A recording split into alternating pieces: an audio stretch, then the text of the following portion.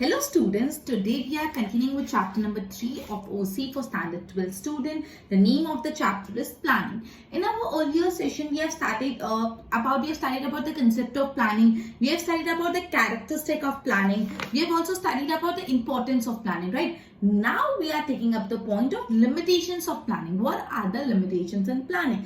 हमने तो यही सुना है कि प्लानिंग करना अच्छी बात है, लेकिन उसमें भी कुछ लिमिटेशंस है. क्या लिमिटेशंस है वो देखते हैं. 9 limitations है प्लानिंग में. तो फर्स्ट लिमिटेशन देखो, let's read the introductory part first. Planning is a universal process. Yes, planning universal process है. प्लानिंग हर जगह एप्लीकेबल होता है. प्लानिंग एक यूनिवर्सल प्रोसेस है, right? None of the field can work without planning. कोई भी फील्ड प्लानिंग के बिना ऑब्वियसली नहीं काम कर सकता. यूनिवर्सल प्रोसेस है मतलब ये हुआ कि हर जगह एप्लीकेबल है. Planning is a guiding factor which is neither perfect nor imperfect. As per the critics and expert the limitation of planning are as under uncertain future. हम लोग प्लान कर रहे हैं for future, but possible that future might be uncertain. Then what to do, right? Planning is always for future, but future is not certain. Future is not fixed कि future में ऐसा ही होगा. Future is uncertain. Uncertain मतलब कुछ certainty नहीं है कि ऐसा ही होगा कि ऐसा ही नहीं होगा, ठीक है? So future is uncertain. Okay? तो planning is based on the assumption and forecasting which are made for the future. हम प्लानिंग हमेशा फ्यूचर के लिए करते हैं, and at that time we make forecasting and assumption. Assumption when we assume that future में ऐसा situation होगा and we would be reacting to that situation in such a manner. Forecasting मतलब आगे की चीजों को फोरकास्ट कर देना, ठीक है? सो प्लानिंग पहली बात हमेशा अजम्पशन और फोरकास्टिंग पे बेस्ड होता है, और हम अजम्पशन और फोरकास्टिंग हमेशा फ्यूचर के लिए करते हैं. लेकिन द तकलीफ is that future is uncertain. Future certain नहीं है, therefore assumptions are not fully correct. इसलिए आपने अज्यूम किया कि आपके बिजनेस में फ्यूचर में ऐसा होने वाला है, बट कल को कुछ ऐसी चीजें हो गई जो आपने सोचा वो नहीं हुआ. फ्यूचर आपका असम्पशन गलत साबित हो गया, तो उसमें आपकी पूरी प्लानिंग में इश्यूज आ जाएंगे. So uncertainty prevail in planning as it is related to future. तो सबसे पहला लिमिटेशन ये कि प्लानिंग में अनसर्टेनिटी फैक्टर रहता है, क्योंकि planning is for future and future is uncertain. Clear? Planning में हमेशा एक अनसर्टेनिटी फैक्टर रहता है, और अनसर्टेनिटी फैक्टर इसलिए रहता है कि जो प्लानिंग होती है वो फ्यूचर के लिए होती है. फ्यूचर एकदम अनसर्टेन होता है, फ्यूचर सर्टेन नहीं होता है. Second one is expensive process. Planning करना बहुत महंगा पड़ता है, बहुत एक्सपेंसिव प्रोसेस है प्लानिंग. अब आप सोचिए इसमें expensive process, but upon business के बारे में पढ़े. बिजनेस में प्लानिंग करने के लिए अलग अलग एक्सपर्ट्स को बिठाना पड़ता है. स्पेशली बिजनेस एक्टिविटी प्लान करने के लिए वेरियस एक्सपर्ट्स होते हैं. तो experts have to be engage for planning function. Planning करने के लिए एक्सपर्ट्स अपॉइंट करने पड़ते हैं. ऐसा चार्जिंग हाई फीस. और ये जो एक्सपर्ट है, जो कंपनी की प्लानिंग करते हैं, जो बिजनेस की प्लानिंग करते हैं, वो बहुत ज्यादा फीस चार्ज करते थे. Charge very high fees. मोreover, framing of plan requires time, energy and money. और पूरे टाइम को प्लानिंग को फ्रेम करने में बहुत टाइम लगता है, बहुत एनर्जी लगता है, बहुत पैसा लगता है.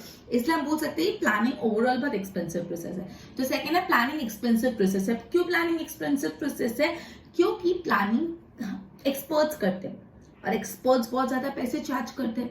प्लानिंग में टाइम, एनर्जी, मनी सब ज्यादा लगता है. तो overall planning is very expensive process, right? Now planning is time consuming. सबसे ज्यादा जो टाइम लगता है वो प्लानिंग करने में लगता है, and after that to implement that plan उतना टाइम नहीं लगता. लेकिन जो स्टेप 1 है that you need to plan out your business activity, उसमें बहुत टाइम लगता है. It is very time consuming. क्योंकि प्लानिंग में first of all you have to collect the various information.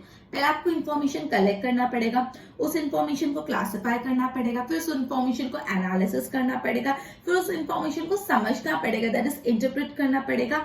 और इंटरप्रेट करना पड़ेगा क्यों? To decide alternatives for the business, कि अलग अलग ऑल्टरनेटिव्स डिसाइड करना है. सो ये पूरा प्रोसेस बहुत लेंथी एंड टाइम कंज्यूमिंग हो जाता है. मतलब प्लानिंग के लिए सबसे पहले नीड टू कलेक्ट इन्फॉर्मेशन. आपको इन्फॉर्मेशन कलेक्ट करनी है. इन्फॉर्मेशन कलेक्ट करने के बाद उस इन्फॉर्मेशन को क्लासिफाई करना पड़ेगा, उसके बाद उसका एनालिसिस करना पड़ेगा, फिर इंटरप्रिटेशन करना पड़ेगा. तो बहुत लेंथी प्रोसेस है, बहुत टाइम कंज्यूमिंग है. Fourth one, planning is irrelevant. Irrelevant मतलब नॉट यूजफुल, रिलेवेंट मतलब इंपॉर्टेंट, इररिलेवेंट मतलब not important. Planning is irrelevant. बोलती है planning relevant in it is irrelevant. How? Planning involves uncertainty. Planning became irrelevant due to the time circumstances और factors affecting business unit. तो यहाँ पे यही बोली कि प्लानिंग हम फ्यूचर के लिए करते हैं, और ये प्लानिंग एकदम इररिलेवेंट हो जाती है, बिना काम की हो जाती है, क्योंकि फ्यूचर में जो सर्कमस्टांसेस है हम अभी से प्रिडिक्ट नहीं कर सकते, ठीक है। तो planning is liable to fail, planning के फेल होने के चांसेस बहुत ज्यादा है बिकॉज फ्यूचर में जो फैक्टर्स है वो बदल सकते हैं, ठीक है। Planning is irrelevant. Now for this planning tends toward rigidity. अगर आपने अपनी बिजनेस एक्टिविटी प्लान कर दिया और से फॉर एग्जांपल आपके बिजनेस में कुछ चेंजेस आ रहे हैं, तो अगर आप अपने प्लान को अध्यय करोगे तो आप बहुत रिजिड हो जाके यार मेरे प्लान नहीं लिखा, I need to do this only. Changes नहीं एक्सेप्ट करोगे जिससे बिजनेस यूनिट फेल होने के चांसेस बहुत ज्यादा है। तो प्लानिंग से रिजिडिटी आ जाती है। रिजिडिटी मतलब you stick to your plan, I will go this way, ठीक है। तो लेकिन कभी कभी हो जाता है कि इससे प्रॉब्लम है, प्लानिंग से बहुत रिजिडिटी आती है, ठीक है। रिजिड मतलब जो प्लान में लिखा है वही करना, बिल्कुल हम चेंज नहीं कर सकते, ठीक है।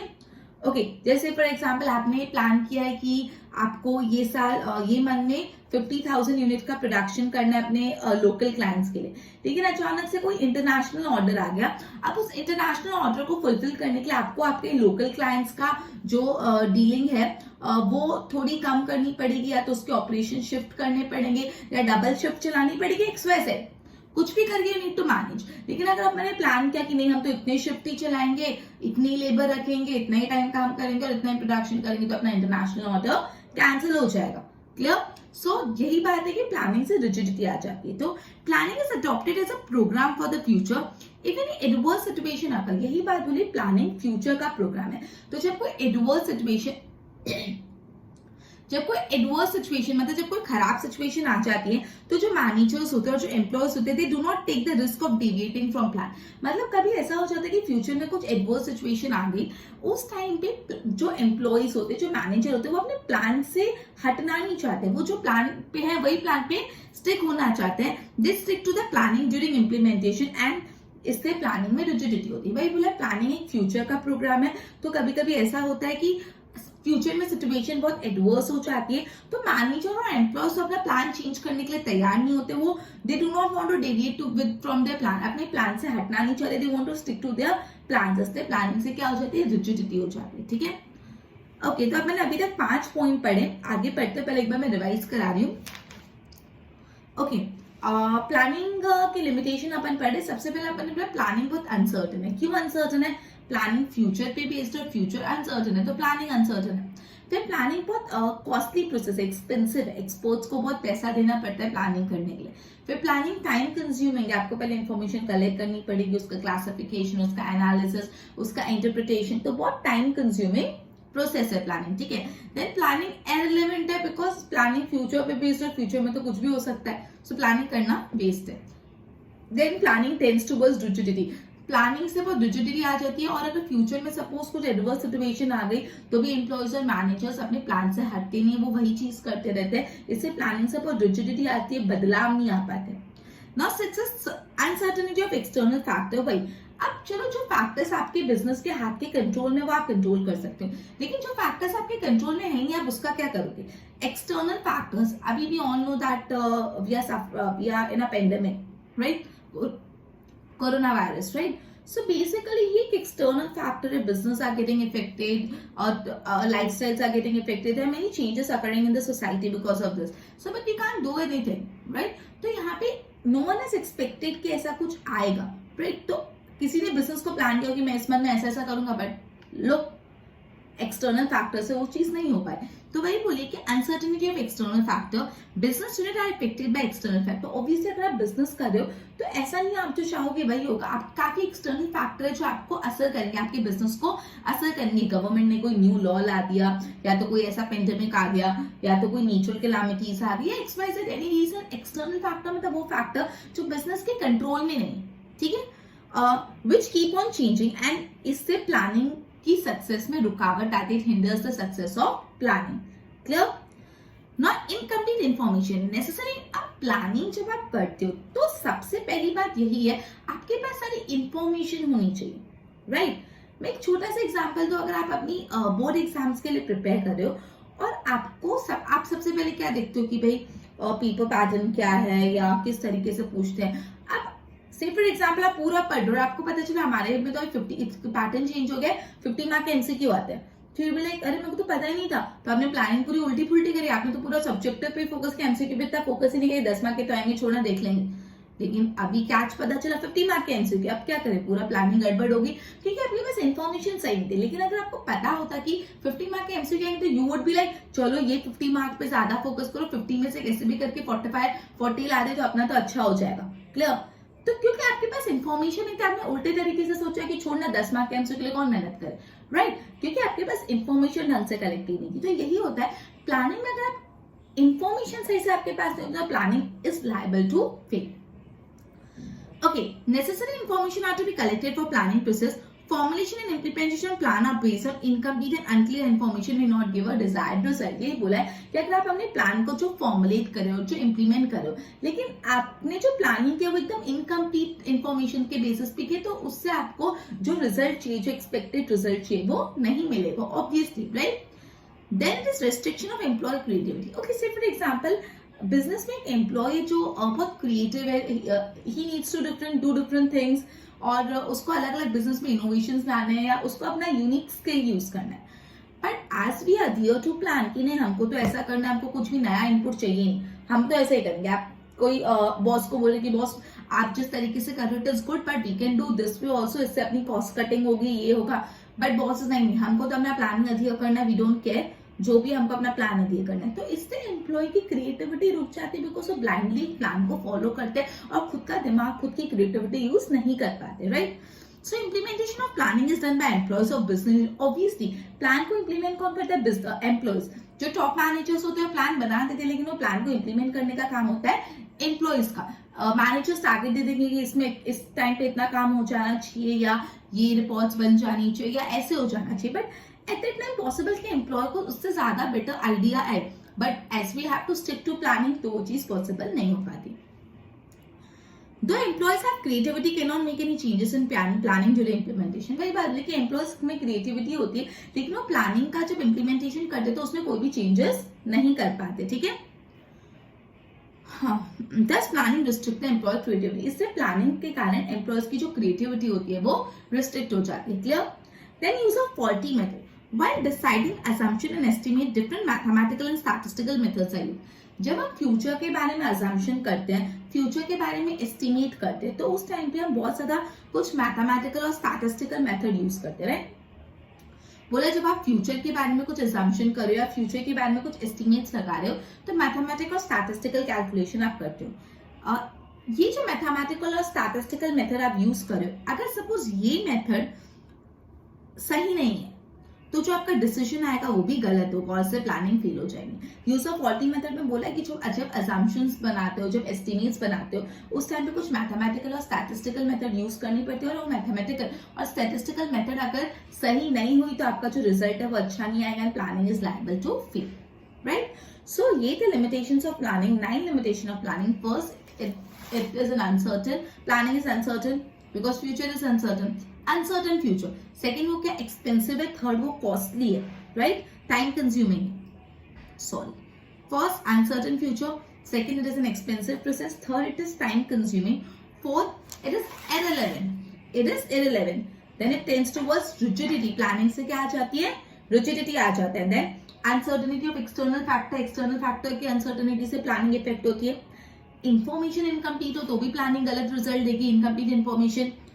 Restriction on employee creativity, employee का जो क्रिएटिविटी है वो रुक जाती है। And use of faulty methods. तो ये 9 पॉइंट है that were limitations of planning. Okay, now we are up to the next point, process of planning, which is one of the very important answer for 5 marks. Okay, तो ये आपको 5 mark के लिए बहुत ही अच्छे से लर्न करना है कि और ये किस चीज के बारे में, ये पूरा प्लानिंग का प्रोसेस बताया गया, राइट? इसमें पूरा प्लानिंग का प्रोसेस, कैसे प्लानिंग करते, स्टेप 1 स्टेप 2, ठीक है? आप जब भी आप प्रोसेस लिखते हो ना, आप इंपॉर्टेंस या कैरेक्टरिस्टिक या लिमिटेशन लिखते हो तो ऊपर नीचे लिख सकते हो कि सपोज आपने पहले लिमिटेशन में लिख दिया एक्सपेंसिव प्रोसेस, फिर लिख दिया इनकम्प्लीट इंफॉर्मेशन, चलेगा। लेकिन जब आप प्रोसेस लिखते हो तो आपको स्टेप बाय स्टेप लिखना पड़ता है, बिकॉज प्रोसेस कभी भी उल्टा सीधा नहीं चलता। इट्स अ प्रोसेस, पहले ये करना है फिर ये फिर ये, तो जो प्रोसेस होता है आपको स्टेप बाय स्टेप लिखना पड़ेगा। तो आप जो प्रोसेस ऑफ प्लानिंग है, you need to learn point by point, step by step, बीच में से नहीं लिख सकते। क्लियर? तो स्टार्ट करते process of planning, which is a very important answer, very easy answer, very logical answer, and also very important for academics for 5 marks, right? Planning is an intellectual process. Obviously we all know that planning intellectual process है, दिमाग का काम है planning करना, ठीक है? Planning is a map of the future. Obviously planning क्या होता है, आने वाले फ्यूचर के लिए अपना मैप है। मैप अपन को मदद करते हैं ना रास्ता ढूंढने में, उसी तरह प्लानिंग भी फ्यूचर का रास्ता ढूंढने में मदद करती है। Planning is a map of future in which management play a vital role. Future is uncertain, therefore decided plan is implemented stage wise. First, सबसे पहले आपका जो प्लानिंग का प्रोसेस में आता है डिटर्मिनेशन ऑफ ऑब्जेक्टिव। आपको डिसाइड करना है कि आपका मकसद क्या, आपका ऑब्जेक्टिव क्या है, आपके बिजनेस का ऑब्जेक्टिव क्या है, ये सबसे पहले आपको डिसाइड करना पड़ेगा। First step in planning is setting objective. सबसे पहला स्टेप प्लानिंग में कि आप अपने मकसद सेट करो, आप अपने ऑब्जेक्टिव सेट करो।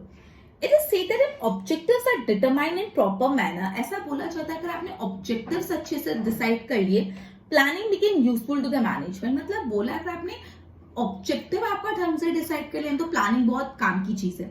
Objective should be pragmatic. Pragmatic मतलब अचीवेबल। आप एकदम अजीब से, मतलब से फॉर एग्जाम्पल आपका first year of business and you are expecting कि मैं तो फर्स्ट ईयर ऑफ बिजनेस में अंबानी के लेवल पे पहुंचाऊं, is it possible? Is it pragmatic? No. Pragmatic मतलब achievable objective रखो जो कोई आप अचीव कर पाओ। एकदम हाई फाई ऑब्जेक्टिव मत रखो या एकदम लो लेवल ऑब्जेक्टिव नहीं। pragmatic जो आपके बिजनेस के अकॉर्डिंग सही है। It means that they should be realistic and intellectual. pragmatic मतलब रियलिस्टिक होनी चाहिए, बस इसलिए में ऐसा हो सकता है कि नहीं, कुछ भी मत सोचो, ठीक है। रियलिस्टिक और इंटेलेक्चुअल होनी चाहिए। तो सबसे पहले डिटर्मिनेशन ऑफ ऑब्जेक्टिव, तो यही बात बोलिए कि प्लानिंग का सबसे पहला स्टेप होता ही है कि आप ऑब्जेक्टिव डिटरमाइन करो। प्लानिंग का सबसे पहला स्टेप होता ही है कि क्या आप डिटरमाइन करो ऑब्जेक्टिव। ऐसा बोला जाता है अगर ऑब्जेक्टिव ढंग से डिसाइड हो गए तो planning became useful to manage. अगर ऑब्जेक्टिव ढंग से डिसाइड हो तो प्लानिंग मैनेजमेंट को बहुत यूजफुल हो जाता है। ऑब्जेक्टिव प्रैग्मेटिक होने चाहिए, दैट इज वो रियलिस्टिक और इंटेलेक्चुअल होने चाहिए। Step 2 is clarifying planning premises. उसके बाद प्लानिंग प्रीमाइसेस आपको क्लैरिफाई करना है। प्रीमाइसेस मतलब असम्पशंस। आपने प्लानिंग करने में जो असम्पशंस यूज किए वो क्लैरिफाई करो, पढ़ते तो ज्यादा समझ आएगा। After determining the objectives, clarification of planning premises is a must in planning process. First line तो एकदम सिंपल है, ऑब्वियसली एक बार ऑब्जेक्टिव डिटरमाइन करो फिर आपको प्लानिंग प्रीमाइसेस डिटरमाइन क्लैरिफाई करना है, ठीक है। प्रीमाइसेस मींस असम्पशंस और फोरकास्टिंग, राइट। तो आपको ध्यान रखना है प्रीमाइसेस मतलब असम्पशंस और फोरकास्टिंग। आप फ्यूचर में के लिए क्या असम्पशन कर रहे हो, क्या फोरकास्ट कर रहे हो। मैंने आपको बोला ये प्लानिंग में हमेशा आपको फ्यूचर को अज्यूम करना होता है कि फ्यूचर में ऐसा हो सकता है, फ्यूचर का असम्पशन करना पड़ता है, राइट। तो प्रीमाइसेस मतलब क्या होता है, असम्पशन या forecast. Forecasting is made after considering internal as well as external factor affecting business. ये जो आप फोरकास्टिंग करोगे उसमें आप internal factor as well as external factor दोनों को ध्यान में रख के फिर ही फ्यूचर का फोरकास्ट करोगे, ठीक है। If premises are not clear, मतलब अगर आपका फोरकास्टिंग क्लियरली नहीं हुआ, there is a possibility of failure of planning. तो प्लानिंग फेल होने के बहुत हाई चांसेस है, ठीक है। तो सेकंड है क्लैरिफाइंग प्लानिंग प्रीमाइसेस। इसमें बोला है एक बार आपने ऑब्जेक्टिव डिटरमाइन कर लिया, अब आपको क्या करना है, प्लानिंग प्रीमाइसेस क्लैरिफाई करना है। फिर आता है प्रीमाइसेस मतलब असम्पशंस और फोरकास्ट। फिर बोलते हैं फोरकास्ट करने के टाइम आपको कौन से फैक्टर्स ध्यान रखने हैं। ऑब्वियसली इंटरनल फैक्टर जो बिजनेस को इफेक्ट करते हैं एंड एक्सटर्नल फैक्टर जो बिजनेस को इफेक्ट करते हैं। अगर आपका प्रीमाइसेस क्लियर नहीं, प्लानिंग प्रीमाइसेस क्लियर नहीं, तो आपकी प्लानिंग फेल होने के बहुत हाई चांसेस है, क्लियर। तो first one is determination of objective and the second one is clarifying planning premise. Now third one is collecting and analysis information. Planning करने के लिए आपके पास इंफॉर्मेशन होनी चाहिए, यहाँ पे पहले ही पढ़ चुके हैं। अब ये जो इंफॉर्मेशन है आपको कलेक्ट करनी है, फिर उसको समझना है, उसको एनालाइज करना है, ठीक है। So need to collect and you need to analyse the information, collecting and analysing of information. After planning premises necessary information has to be collected. आपने फ्यूचर को असम्पशन करा, फिर आपको इंफॉर्मेशन कलेक्ट करनी है। डायरेक्टली कलेक्ट करो या indirectly collect करो, एनी हाउ आपको इंफॉर्मेशन कलेक्ट करनी है। After collection of information collect करने के बाद उस इंफॉर्मेशन को क्लासिफाई करना पड़ेगा, एनालाइज करना पड़ेगा और इंटरप्रेट करना पड़ेगा।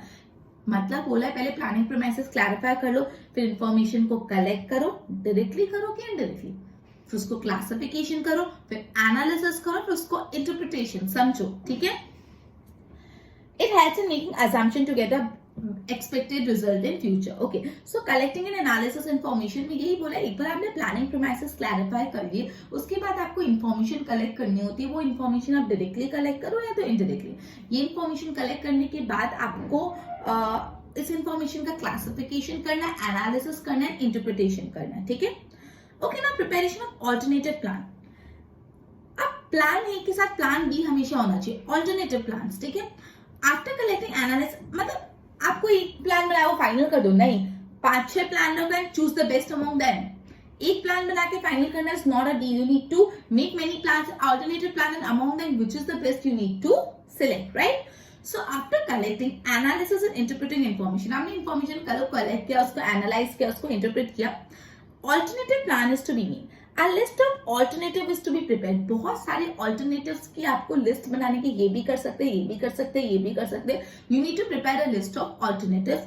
Example to sell the goods either by producing or purchasing, मतलब आपको अपने बिजनेस में आपने डिसाइड कर लिया कि आपको ये चीज बेचनी है। तो नेक्स्ट क्वेश्चन आता है, बेचोगे कैसे? खुद प्रोडक्शन करके बेचोगे या बाहर से परचेज करके डायरेक्टली बेचोगे? So how you will be a producer, you will be a trader, that you need to decide। this is one of the example given in the text book. जैसे advertisement करना है तो advertisement के लिए मतलब आपको अपनी सेल्स बढ़ानी है तो एडवर्टाइजमेंट करोगे, या अपनी सेलिंग प्राइस कम कर दो, या मतलब क्या क्या क्या मेथड्स आप अडॉप्ट कर सकते हो, सारे ऑल्टरनेटिव्स आपको लिस्ट डाउन करना है। सो एक बार इंफॉर्मेशन कलेक्ट कर ली, एनालाइज कर ली, इंटरप्रेट कर लिया, फिर उस बेसिस पे आपको बहुत सारे ऑल्टरनेटिव्स की लिस्ट बनानी है और उसमें से बेस्ट चूज करना है। फिर इवोल्यूशन ऑफ ऑल्टरनेटिव्स, अभी तक तो लिस्ट बनाई, आप उसको इवैल्यूएट करो, सारे ऑल्टरनेटिव्स को समझो कि इसमें क्या फायदा क्या नुकसान, क्या फायदा क्या नुकसान, ठीक है। So various alternative which are considered feasible are taken up for detail evaluation, मतलब जो भी ऑल्टरनेटिव आपको थोड़े बहुत फीजिबल लग रहे कि हाँ ये थोड़े बहुत सही है, उसको आप इवैल्यूएशन करो, that is detail evaluation. Factors affecting the business unit and contribution of each alternative is considered. It is an intellectual process. ये जो ऑल्टरनेटिव्स का एवैल्यूएशन करना बहुत इंटेलेक्चुअल प्रोसेस है, इसमें मैथमेटिकल और स्टैटिस्टिकल मेथड यूज होते हैं। Business unit prepare an ideal plan as a model which help with the help of operational research, OR। अब OR एक बहुत डिटेल सब्जेक्ट है, ठीक है। OR is a very detail subject, operational research, जो आपको अभी डिटेल सब्जेक्ट नहीं पढ़ना, बट ये समझ लो कि OR से अलग अलग डिसीजंस लेने में मदद करती है। कुछ मैथमेटिकल स्टैटिस्टिकल वे होते हैं जिससे डिसीजन लेने में मदद होती है, ठीक है। सो इवैल्यूएशन ऑफ प्लान बोलते हैं कि अलग अलग अल्टरनेटिव्स जो आपको फीजिबल लगे उसको आप डिटेल एनालिसिस करो। इसमें बहुत इंटेलेक्चुअल प्रोसेस होता है, मैथमेटिकल स्टैटिस्टिकल मेथड यूज होते हैं और OR भी यूज होता है, that is operational research. Now selection of best alternative, अब जो भी आपको सबसे अच्छा लग रहा है इन सब में से बेस्ट ऑल्टरनेटिव को सिलेक्ट कर लो। Various alternatives are evaluated, analyzed and scrutinized for selection of best alternative। Simple, सारे ऑल्टरनेटिव को आप एनालाइज, इवैल्यूएट करो, एनालाइज और उसमें से बेस्ट सिलेक्ट करो। Formulation and evaluation of subsidiary plan. Subsidiary plan मतलब प्लान बी। प्लान ए तो है बट अगर कोई चीजें सही नहीं है तो we need to switch to plan B. Plan B ready होना चाहिए, ठीक है। Different projects or alternative have to be considered as a basic plan or in support of basic plan। मतलब बोला है कि अलग अलग आपको बेसिक प्लान को सपोर्ट करने के लिए दूसरे प्लान भी बनाने पड़ेंगे। These plans are known as subsidiary plan। तो वही बोला different projects या alternative have to be considered as per basic plan or in support of basic plan। मतलब आपका जो बेसिक प्लान है उसको सपोर्ट करने के लिए आपको और भी प्लान बनाने पड़ेंगे जिसको बोलते हैं सब्सिडियरी प्लान। आपको एग्जाम्पल दिया, एक कार मैन्युफैक्चरिंग कंपनी को डिसीजन लेना है टू मेक और बाय टायर। एक कार मैन्युफैक्चरिंग कंपनी जो कार्स बनाती है, अब वो कार के टायर को या तो खुद इन हाउस बना सकती है या तो कार के टायर बाहर से परचेज कर सकती है।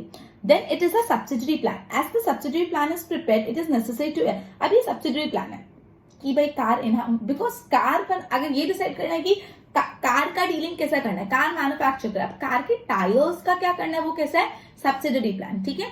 तो इसके लिए what you need to do, as a subsidiary plan is prepared it is necessary to evaluate same so that it will not obstruct the basic plan। Okay, so formulation and evaluation of subsidiary plan बोला है कि आपको अलग अलग plans बनाने पड़ेंगे जो आपके बेसिक प्लान को सपोर्ट करते हैं, ठीक है, जिसको हम सब्सिडियरी प्लान बोलते हैं। The last one, evaluation of plan।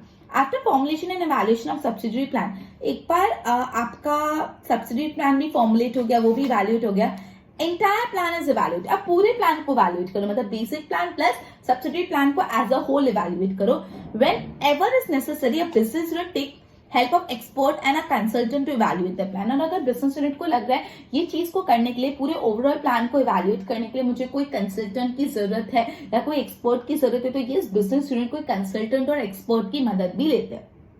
It helps to get correct opinion as well as to take proper decision। When we proceed step by step, the principle of look and leap is to be adopted। Look and leap मतलब आगे बढ़ने से पहले देख लो, एक step देख लो, मतलब कुछ चीज एक्टिविटी करने के बाद आप पछताओ इज बेटर एक बार ध्यान से करो, लुक एंड लीड, देख के चलो, लुक एंड लीड फॉरवर्ड, ठीक है। तो वही बोला कि लुक एंड लीड का कंसेप्ट अपना पूरा पहले ओवरऑल इवैल्यूएट कर लो, फिर ये प्लान को इम्प्लीमेंट करो। तो ये था पूरा process of planning and this was very easy and very important. Again मैं एक और बार रिवाइज करा रही हूँ, तो प्लीज थोड़ा अटेंटिव रहना है यहाँ पे, ठीक है। आपको अभी ही क्लैरिफाई हो जाएगा अगर ध्यान यहाँ पे दिया तो। क्लियर? तो सबसे पहले क्या था आपका डिटर्मिनेशन ऑफ ऑब्जेक्टिव। तो बोला है कि ऑब्वियसली प्लानिंग का सबसे पहला स्टेप होता है डिटर्मिनेशन ऑफ ऑब्जेक्टिव, ठीक है। ऐसा बोला क्या है, अगर ऑब्जेक्टिव अच्छे से डिसाइड हो गए तो मैनेजमेंट को प्लानिंग बहुत मदद करता है। ऑब्जेक्टिव प्रैग्मेटिक होने चाहिए, रियलिस्टिक होने चाहिए, इंटेलेक्चुअल होने चाहिए। Clarify planning premises, objective clarify कर लिया, वेल एंड गुड। अब आपको प्रीमाइसेस डिसाइड करने, प्रीमाइसेस मतलब असम्पशंस एंड फोरकास्टिंग। ये जो फोरकास्टिंग आप करोगे, आप internal factor as well as external factor को ध्यान में रख के करोगे। क्लियर? अगर आपके प्रीमाइसेस क्लियर नहीं है तो आपका प्लान फेल होने के बहुत हाई चांसेस है। Collecting analysis and analysis information, planning premises collect करने के बाद आपको इन्फॉर्मेशन कलेक्ट करनी है, डायरेक्टली करो या इनडायरेक्टली। उस इन्फॉर्मेशन का एनालिसिस करना है, इंटरप्रिटेशन करना है, ठीक है। ओके, फिर प्रिपरेशन ऑफ ऑल्टरनेटिव प्लान। फिर आपको ये इन्फॉर्मेशन जो कलेक्ट करी उस बेस पे अलग अलग ऑल्टरनेटिव सिलेक्ट कर, लिस्ट बनानी है, ये ऑल्टरनेटिव वो ऑल्टरनेटिव, अलग अलग लिस्ट बनानी है। फिर need to evaluation of alternative, ये सारे ऑल्टरनेटिव जो उसको आपको इवैल्यूएट करना है कि बेस्ट ऑल्टरनेटिव क्या है। ये इंटेलेक्चुअल प्रोसेसेस में मैथमेटिकल और स्टैटिस्टिकल मेथड्स यूज होते हैं, ओआर भी यूज होता है। फिर उसमें से you need to select the best alternative, जो भी बेस्ट ऑल्टरनेटिव है आपको वो सिलेक्ट करना है, right.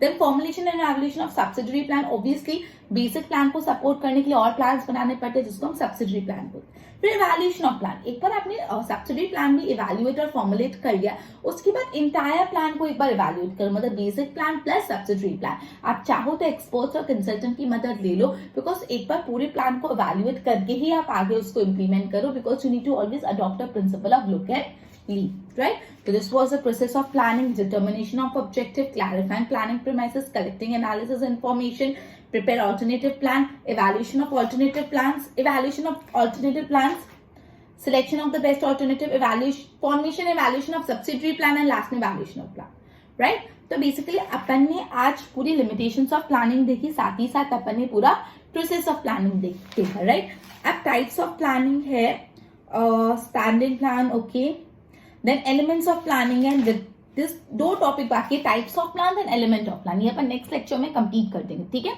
Okay, till then good bye.